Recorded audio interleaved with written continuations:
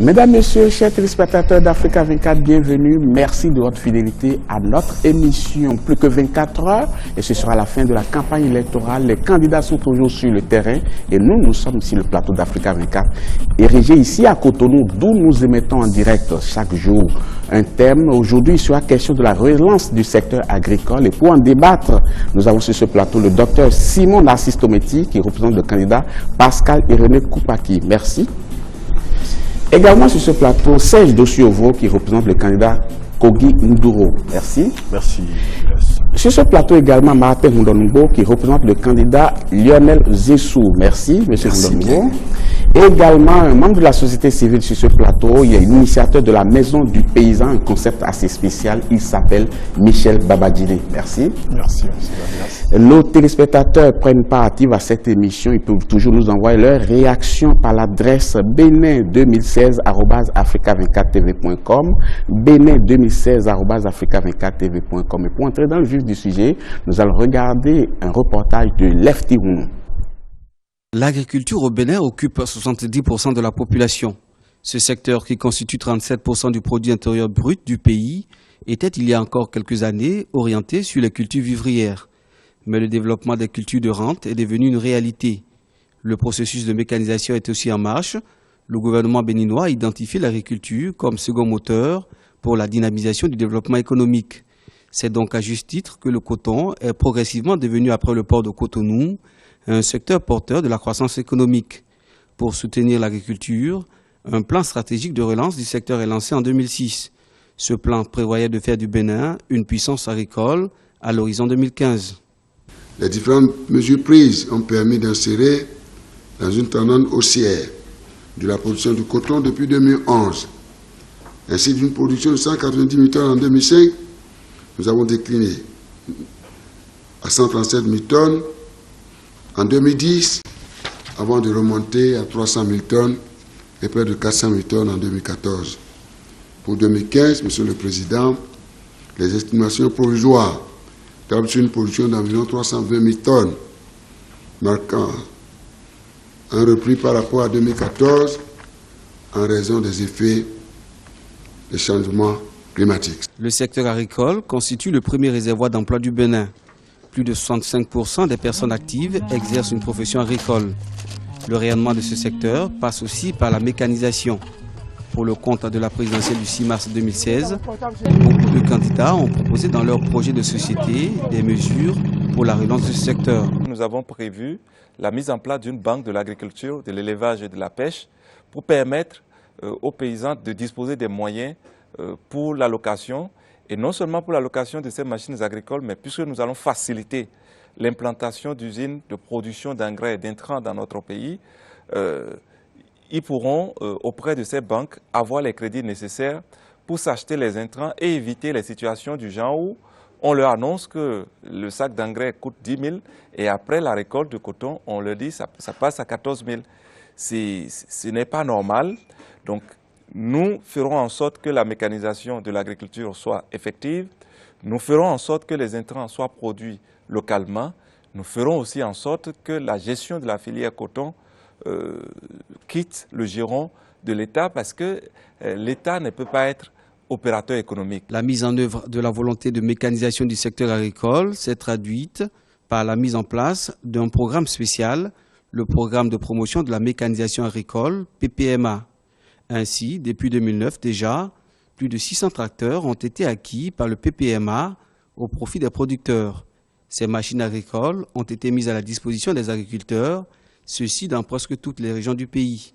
Il nous faut mettre l'accent sur la consolidation des avancées enregistrées dans la diversification des filières, tout en organisant celle-ci sur la base d'un partenariat comprenant l'État, les producteurs, les microproducteurs, le secteur privé, les partenaires au développement, intensifier la mécanisation, encore embryonnaire. Le plan stratégique de relance du secteur agricole, élaboré par le gouvernement, devrait permettre le décollage de l'agriculture en 2015. Les objectifs ne sont pas atteints, mais le gouvernement a mis en place un comité de suivi de ce plan pour poursuivre les efforts engagés. Monsieur Babadjide, avec cet état des lieux qui est fait, est-ce qu'on peut dire que l'agriculture béninoise se porte bien? Bon, moi, je ne crois pas que l'agriculture béninoise se porte bien.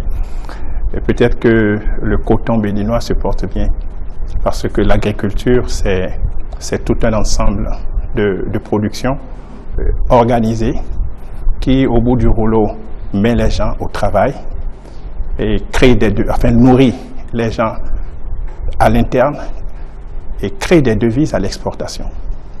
Et tout ça dans une organisation, dans une organisation, dans des objectifs clairs, définis à l'avance par souvent ce qu'on appelle les programmes d'État, les plans d'État, que en principe tous les gouvernants devraient suivre. Mais dans mon pays, ça se passe, chaque président qui arrive essaye de faire quelque chose, et de quelque chose en quelque chose, du développement comme objectif, on est arrivé à la pauvreté aujourd'hui. Et on a des bras valides qui sont sous-exploités dans le milieu paysan. On a des jeunes qui sont déconnectés, enfin des jeunes déscolarisés, des jeunes diplômés sans emploi, qui sont au chômage, qui sont dans l'oisiveté totale, alors qu'ils devraient être tous des créateurs de richesses, si vraiment on voudrait une économie émergente, quoi.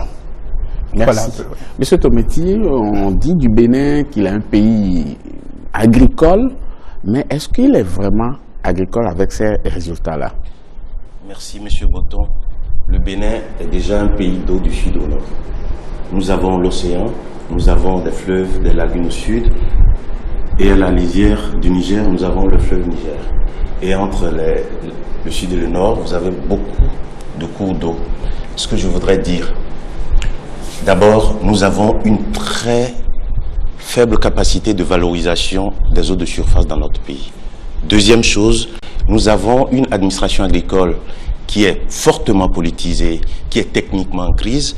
Nous avons l'agriculture elle-même qui est en crise, tout simplement parce que même les intrants qui sont importés ne sont pas toujours de bonne qualité.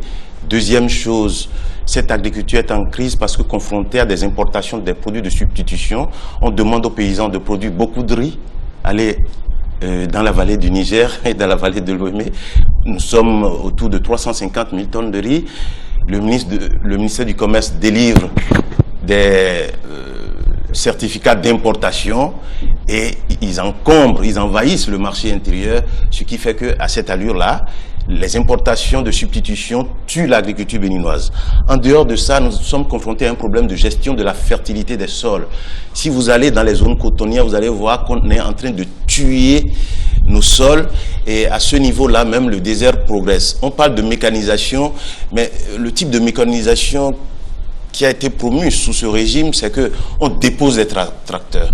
Alors que pour déposer des tracteurs, il faut des techniciens qui maîtrisent ces équipements, qui forment et les utilisateurs du tracteur, donc les tractoristes, les mécaniciens de tracteurs, et aussi les paysans à l'utilisation de ces moyens qui déstructurent les sols. Là, on n'a pas anticipé, on n'a pas mis en place le dispositif d'accompagnement pour une utilisation rationnelle de ces équipements lourds. En dehors de ça, c'est qu'on utilise le ministère de l'Agriculture, c'est le ministère le plus politisé de tous les ministères au Bénin, tout simplement parce que ce ministère est chargé de fidéliser la clientèle électorale pour le régime. Et enfin, c'est un ministère qui multiplie les projets autonomes et ces projets financés de l'extérieur comme de l'intérieur concurrencent les structures pérennes. Donc vous avez une administration agricole qui a besoin d'être totalement réformée. Merci, M. Tometi. M. Ngounonoubo, M. Babadjide disait tout à l'heure qu'on navigue un peu à vue, il n'y a pas vraiment une vraie politique de développement de l'agriculture. Mais on constate quand même que les États les gouvernements qui se succèdent, quand même, élaborent un plan, même si ce n'est pas un plan à très longue échelle, il y a quand même un plan. Est-ce que tout au moins ces plans-là sont ambitieux et sont respectés? Merci. Je voudrais tout d'abord dire que ce qui a été présenté là témoigne qu'il y a des efforts qui sont faits, mais je crois que le chef d'État lui-même a reconnu qu'il y a encore à faire. il y a à faire en matière d'intensification de la mécanisation, si j'ai bien suivi. Et également, il y a à faire du point de vue organisationnel. Alors, il y a des plans, mais en fait, depuis la conférence nationale de février 90, nous sommes entrés dans une forme de révolution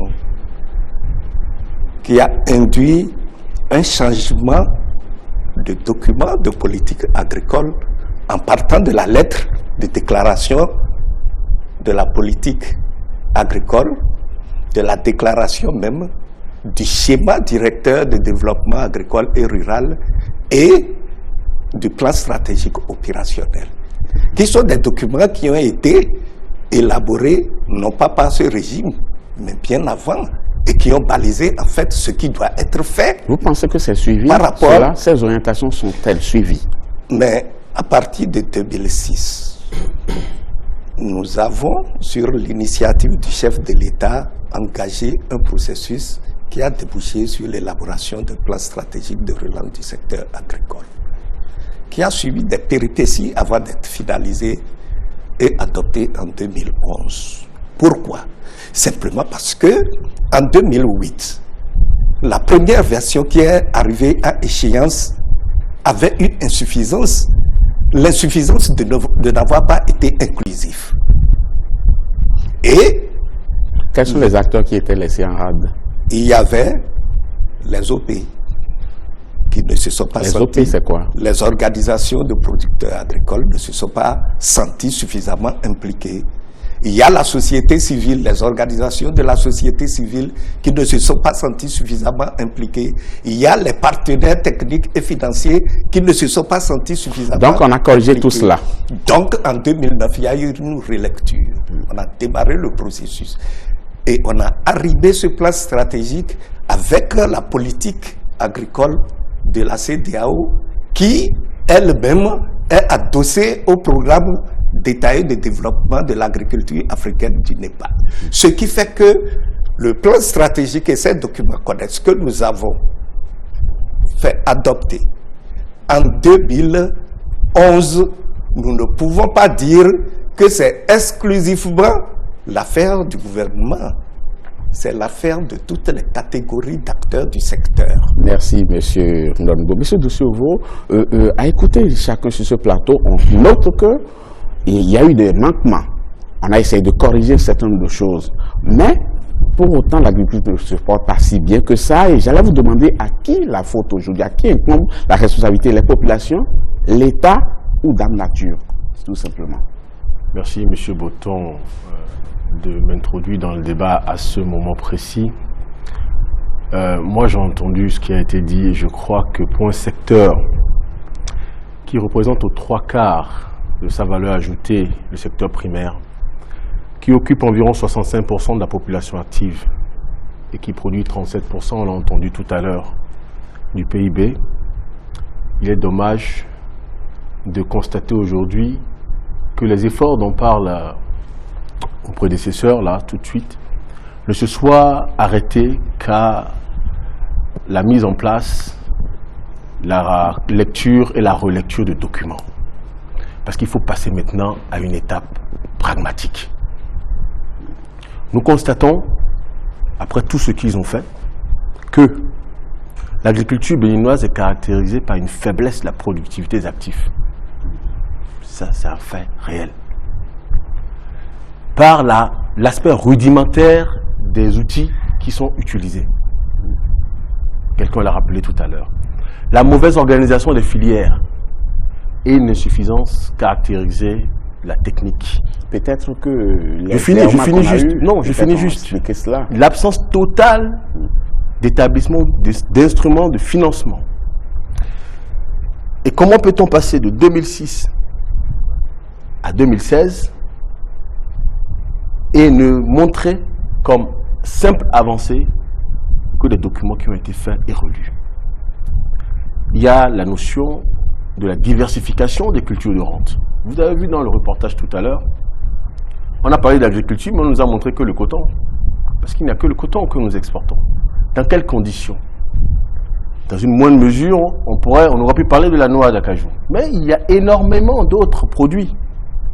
Le café, dans la vallée d'Alada, à Ceinture, l'EVA, le cacao que nous faisons dans ce pays, mais qui ne sont pas promus et qui sont des secteurs aussi producteurs et qui pourraient renforcer les manques ou les faiblesses lorsque le coton ne marche pas bien.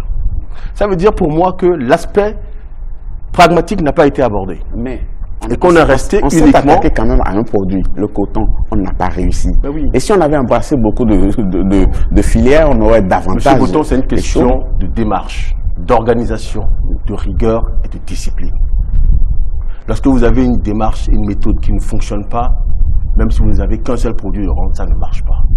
Le coton, ça fait combien d'années au Bénin que nous le cultivons? Comment pouvons-nous, après autant d'années, prenons les 25 dernières années tout simplement, on va dire en partir de la conférence nationale où le président Nisfor Sogo en arrivant a donné un coup d'impulsion à ce produit. Qu'est-ce qui s'est passé après? Je n'incrimine pas un gouvernement ou un autre, mais je me dis que toutes les parties prenantes ont contribué à l'état dans lequel nous sommes. Et qu'il faut, comme vous allez le remarquer, l'ensemble des projets de société, des candidats sérieux qui ont pris la peine de réfléchir, abordent cette question. Et qu'il faut maintenant regarder les opportunités que nous avons et qui sont, d'une part, oui, finissez là-dessus. D'une part, la démographie croissante, parce qu'il y aura plus de bouches à nourrir. D'autre part, la nécessité de créer des emplois et l'agriculture est un domaine porteur pour cela. Et troisièmement, la demande extérieure qui augmente. Nous avons vu récemment sur une chaîne de télévision que je ne citerai pas, le Ghana qui est en demande de tomates, parce qu'ils ont décidé de s'orienter autrement au niveau agricole. Le Bénin est un pays qui a à côté de lui 300 millions d'habitants à l'est, et entre lui et le Ghana, le Togo qui peut servir de passerelle, mais pour lesquels nous pouvons produire cette tomate dans notre pays. Notre collègue de tout à l'heure rappelait la qualité de la position du Bénin, irrigué du nord au sud, avec une position centrale servant de couloir d'acheminement de produits vers le pays de l'interland. Tout ça sont des qualités. Vous finissez là-dessus. Je finis. Merci. Monsieur Babajide, il va falloir qu'on situe les responsabilités de qui doit jouer quel rôle. Selon vous, l'État doit jouer quel rôle? Non, je crois que le problème est plus profond, quoi. Et si on ne va pas en profondeur, on ne va pas comprendre ce que font les États, quoi. Les États ne sont que des produits finis d'un système éducatif, d'un système de planification mondiale qui, au fait, tourne tout le temps dans la mendicité. Dans la mendicité pour les budgets nationaux, quoi. Et vous voyez, un État mendiant ne peut jamais avoir des champs. Enfin, un mendiant ne peut jamais avoir des champs.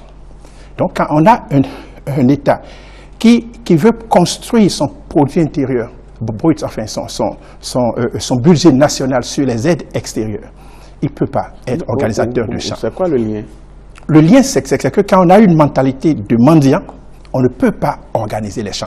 Le mendiant n'a pas de champ. Vous vous emmenez loin, là. Non, je reviens. Ça, c'est le premier élément. Allez vite à l'essentiel. Le deuxième élément, c'est que tout un pays qui a été forgé dans les besoins, et vous savez, toute l'économie mondiale se forge sur les besoins fondamentaux. Ici, c'est se nourrir, se loger, se vêtir, s'instruire et puis se loger. Constatez que ces besoins sont au pronominal. Et quand on fait le se nourrir, quand on rapporte le se nourrir à l'individu, toute sa vie, il va vivre pour penser où trouver l'argent pour manger, où trouver l'argent pour se soigner, où trouver l'argent pour faire ceci, pour faire ça. Quand on rapporte le se au niveau État... Attendez. Pas ma question, attendez. Loin. Non. Il va falloir répondre à ma question. Non. Quand je devoir arracher la parole et l'adresser à quelqu'un d'autre. Quand je rapporte le se à l'État, si un État dit se nourrir, ça veut dire qu'il doit atteindre l'autosuffisance alimentaire, tout au moins, quoi. C'est ça, se nourrir au niveau État. Mais on n'a pas compris se nourrir au niveau État. Et je dis, le jour où nos États vont comprendre que les besoins fondamentaux vont se décliner sans le pronominal, alors les besoins seront nourrir. Et quand on enseigne à un enfant nourrir, il nourrit son village, il nourrit sa commune, il nourrit son pays, il nourrit les autres pays. C'est dans cette dynamique que les autres pays produisent suffisamment pour nous envoyer les trucs ici. Maintenant, si un État qui veut organiser l'agriculture va fixer des objectifs quantitatifs clairs pour se suffire et exporter. On n'a pas ça dans nos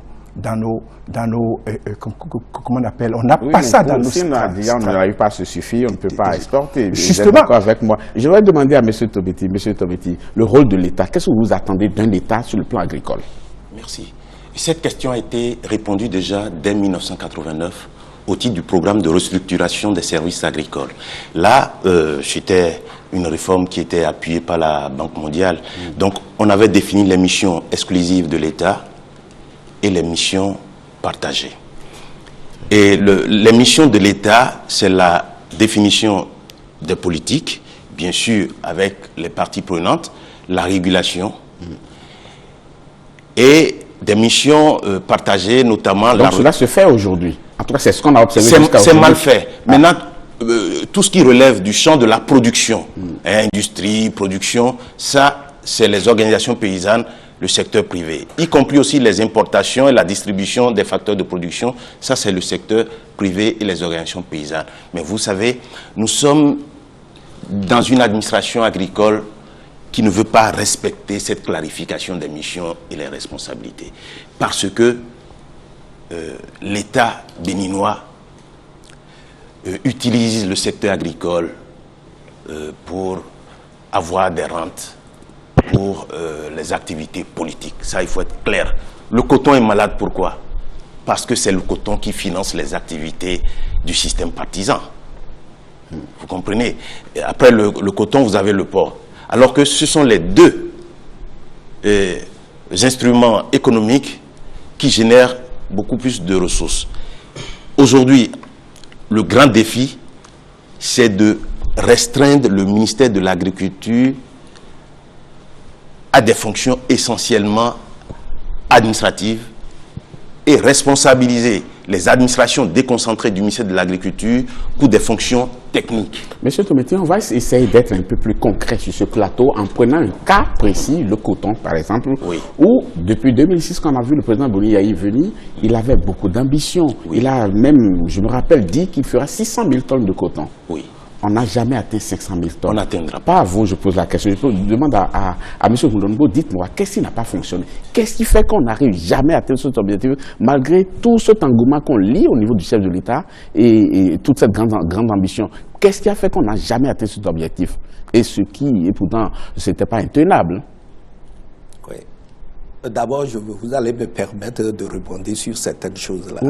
La première chose, c'est que très rapidement, alors, le plan stratégique de relance du secteur agricole a été élaboré et on a démarré la mise en œuvre. Et je voudrais dire, il n'y a pas que le coton. C'est ce qu'on entend souvent. Certainement parce qu'on mobilise des ressources auprès des banques, etc. Il y a beaucoup de tapage autour, etc. Mais il n'y a pas que le coton. Nous sommes passés pour l'ADACAD. Les dernières années qu'on a entendu des tapages autour du coton. Non, il y en a toujours eu. Je suis dans le secteur, je sais ce qui se passe. Donc l'ADACAD, mais on est passé de 40 000 tonnes à une exportation de 120 000, dont 102 relèvent de la production intérieure. C'est quelque chose. Une organisation de la filière, monsieur. Attendez. Aujourd'hui, vous voulez Je ne suis pas intervenu lorsque vous parlez. C'est un débat, monsieur. Laissez-moi finir. Parce qu'il y a une organisation. Vous allez nous la démontrer. Mais vous avez dit. Je vais vous démontrer le contraire. Lorsqu'on me dit. C'est dominé par les Pakistanais. Merci. Voilà. Donc, attendez. Mais lorsque vous dites que l'État ne doit pas s'en tenir compte de l'environnement, c'est à ça aboutit. L'environnement, vous parlez de quoi? Oui, il faut tenir compte de l'environnement national, la réalité nationale. Je fais allusion aux caractéristiques de nos opérateurs économiques. Je fais allusion à ça. Parce que, mais avant d'atteindre là, on a montré l'ananas. L'ananas, nous sommes passés de moins de 50 000 tonnes à 200. Donc vous voulez dire que, outre le coton, dans d'autres secteurs, on a évolué. Oui, oui, on a évolué. On a évolué. Et puis, le plan stratégique a prévu la possibilité de saisir des opportunités. Ça n'a pas fermé. C'est pour cela que aujourd'hui, vous commencez du Zou jusqu'au nord, vous allez voir que le soja a pris de l'essor. Et pourtant, mais quelles sont les actions concrètes qui ont été prises? Attendez, monsieur Moudongo, comme vous ne répondez pas à ma question, je suis obligé de vous arracher la parole, l'adresser à quelqu'un d'autre. Non, mais ils ont parlé tout à l'heure. Permettez-moi de parler. Maintenant, en ce qui concerne le coton. Voilà. Mais le coton, depuis la crise de 86, on a engagé des réformes dans la filière coton qui ont abouti à un recentrage. D'abord, le passage des usines du Cadet à la Sonapra qui a été renforcé. Et puis, après la conférence, on a décidé d'ouvrir la filière, de privatiser la filière en commençant par les intrants. Et puis, après, on est rentré dans les grenages. Est-ce qu'on a bien fait en privatisant, selon vous? Ce n'est pas la privatisation en soi qui est mauvaise. Mais c'est comment on a organisé la privatisation qui a posé problème. On est passé d'un monopole d'État à un monopole de personne. Voilà. Et c'est ça qui a fait que le coton, à un moment donné, on est passé des 425 000 tonnes, on a commencé par dégraisser jusqu'à arriver aux 137 000. Et par rapport à ça, il fallait forcément des réformes pour faire un recentrage. Monsieur Rodongo, je crois que vous avez assez expliqué. Monsieur De Chevaux, par rapport à ce transfert qu'on a observé, est-ce qu'on n'a pas mis suffisamment les garde-fous ou bien on a essayé de laisser les tests ouverts afin que ça profite à certaines personnes? Mais non, je crois qu'on simplement a essayé des travers pour se reporter sur d'autres travers et qu'on ne les a pas assez encadrés. Je crois que dans aucun pays, il faut laisser une filière comme celle-là, qui constitue le poumon économique un des poumons économiques du pays, dans les mains d'une seule, on va dire, d'une seule structure. Je crois qu'aujourd'hui, la réforme qui est urgente, c'est de voir comment est-ce qu'on réorganise la gestion de cette filière de façon qu'elle soit partagée par des entités compétitives et efficaces. Parce que sortir du monopole de l'État, comme nous étions, et passer à un monopole de personnes, ça supprime les travers qu'on peut remarquer lorsque ce sont les administratifs qui le gèrent, au manque de compétitivité qu'on peut avoir lorsque une seule structure s'en occupe. Quand c'est la même structure qui s'occupe de collecter les récoltes, de gérer la répartition des intrants dans les conditions qu'on définit entre l'État et cette structure, on ne peut pas s'étonner qu'il y ait des dérives. Donc forcément, je crois que ni l'un ni l'autre ne constitue l'une des options à prendre et qu'il y a une option médiane qu'il faut étudier entre le rôle de l'État défini clairement, un rôle d'animation, un rôle de poser le contexte, régulation, et le rôle des acteurs privés qui doit être un rôle compétitif parce qu'il doit y avoir plusieurs acteurs pour s'occuper de cette filière, un rôle compétitif, un rôle d'efficacité, un rôle de création de richesse effective. Et cet ensemble de choses, nous essayons d'organiser et de présenter dans le projet de société du candidat Kouguino. On parle des questions collatérales. Les questions essentielles sont là. Notre coton, même tel qu'il est fait, ça ne profite pas au Bénin, ça profite aux autres pays qui achètent le coton ici. Moi, j'achète le coton 100 grammes à la pharmacie à 1200 francs, alors que le coton est vendu à 240 francs. Et c'est là où l'idée de se nourrir, se vêtir alors. Si l'idée était vêtir, alors le coton béninois allait être transformé en chemise pour vêtir tous les Béninois et vêtir les autres pays. C'est la volonté de transformer, c'est ça qui n'a pas manqué? Non, ce n'est pas ça. C'est d'abord l'idée. L'idée, c'est qu'est-ce que le Bénin veut être en matière de production, en matière de vêtir.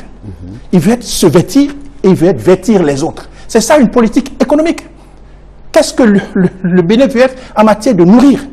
Se nourrir, on n'a même pas pu le faire. Et nourrir les autres pays. Alors, quelle économie on veut avoir? Donc, la question est d'abord de définir quelle économie nous voulons avoir. On n'a jamais fait ça ici.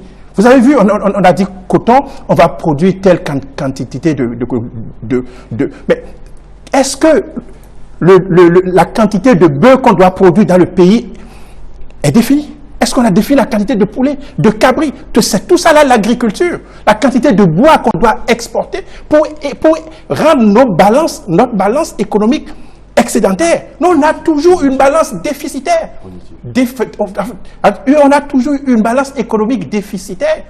On importe des milliards de chemises alors qu'on exporte le coton. Ça, c'est les questions profondes qui vont créer la valeur ajoutée, créer l'emploi et remettre les paysans au travail.